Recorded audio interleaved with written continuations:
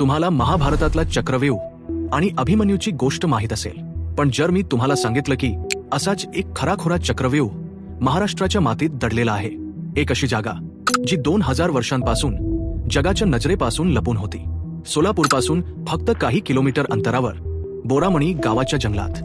हे काय आहे? कोण्या राजाचा गुप्त खजिना की एलियन्सने बनवलेली एखादी खूण?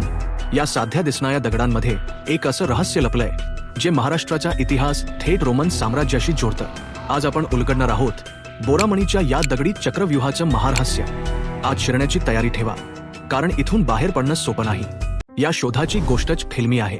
काही स्थानिक इतिहास प्रेमी आणि पुरातत्व विभागाचे लोक या परिसरात फिरत होते.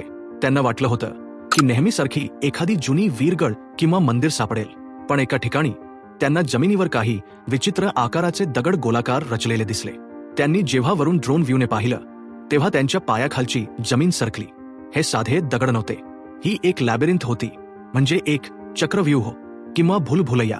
याचा डायामीटर जवळपास 40 ते 50 फूट आहे. हे दगड एका विशिष्ट मॅथमॅटिका पद्धतीने रचलेले आहेत. हे काम साध्या गावक्यांचं असूच शकत नाही. इथेच खरी गंमत सुरू होते. अशा प्रकारची दगडी चक्रव्यूह भारतात खूप दुर्मिळ आहेत. पण तुम्हाला माहीत आहे का, अशाच रचना हजारो किलोमीटर दूर प्राचीन युरोप आणि रोमन साम्राज्यात सापडल्या आहेत. 2000 वर्षांपूर्वी सातवाहन काळात महाराष्ट्राचा रोमशी मोठा व्यापार चालायचा. पैठण, तेर आणि कोल्हापूर ही मोठी व्यापारी केंद्रे होती. अभ्यासकांचा असा अंदाज आहे की हा चक्रव्यूह कदाचित रोमन व्यापाऱ्यांनी किंवा त्यांच्या प्रभावाखाली बनवला असावा. विचार करा, 2000 वर्षांपूर्वी सोलापूरच्या या मातीत रोमन लोक चालले असतील. हा विचारच अंगावर काटा आणतो. पण त्यांनी हे का बनवलं? हा चक्रव्यूह नक्की कशासाठी होता? यावर अनेक थिअरीज आहेत.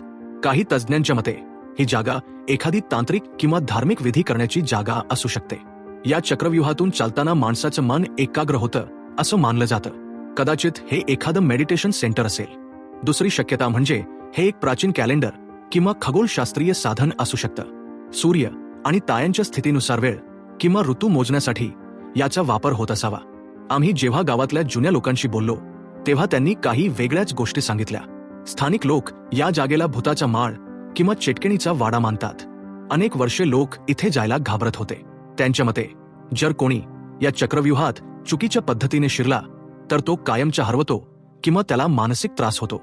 हे फक्त अंधश्रद्धा आहे की या रचने खरंच काही एनर्जी आहे? कारण ज्या पद्धतीने ते बनवलंय ते पाहून एक वेगळाच व्हायब्रेशन जाणवतो. मित्रांनो, बोरामणीचं हे दगडी चक्रव्यूह फक्त दगडांची रास नाही, हा महाराष्ट्राच्या समृद्ध आणि जागतिक इतिहासाचा एक जिवंत पुरावा आहे. 2000 वर्षांपूर्वी आपले पूर्वज किती प्रगत होते आणि त्यांचे संबंध जगाशी कसे होते हे यातून दिसतं. हा शोध अजूनही नवीन आहे. यावर आणखी संशोधन होणं गरजेचं आहे. तुम्हाला काय वाटतं? हे चक्रव्यूह कशासाठी बनवलं असेल? तुमची थिअरी कमेंट्समध्ये नक्की सांगा. जर तुम्हाला महाराष्ट्राचा हा लपलेला इतिहास जाणून घ्यायला आवडला असेल तर या व्हिडिओला लाईक करा आणि जास्तीत जास्त शेअर करा, जेणेकरून जगाला या बोरामणी पॅटर्नबद्दल कळेल. चॅनलला सबस्क्राईब करायला विसरू नका. भेटूया पुढच्या एका नवीन रहस्यासोबत.